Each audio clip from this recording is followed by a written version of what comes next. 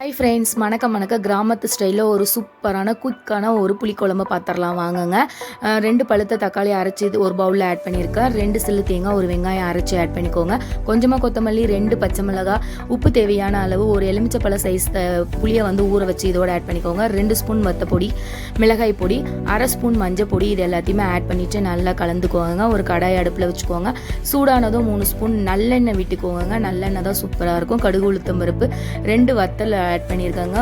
1/4 spoon போல் வெந்தயம் add பண்ணியிருக்கேன். ஒரு பெரிய சைஸ் வெங்காயத்தை பொடியை நறுக்கி இதோட ஆட் பண்ணிவிட்டு ஒரு கொத்து கருவேப்பிலையும் சேர்த்து நல்லா வதக்கிக்கோங்க. வெண்டைக்காவை 1 இன்ச்சு போல் நான் பெருசாக கட் பண்ணியிருக்கேன். இதையும் எண்ணெயிலேயே நல்லா வதக்கிட்டு குழம்பு கூட்டி வச்சுருந்தோம் இல்லைங்களா, அதை இதோட ஆட் பண்ணிக்கோங்க.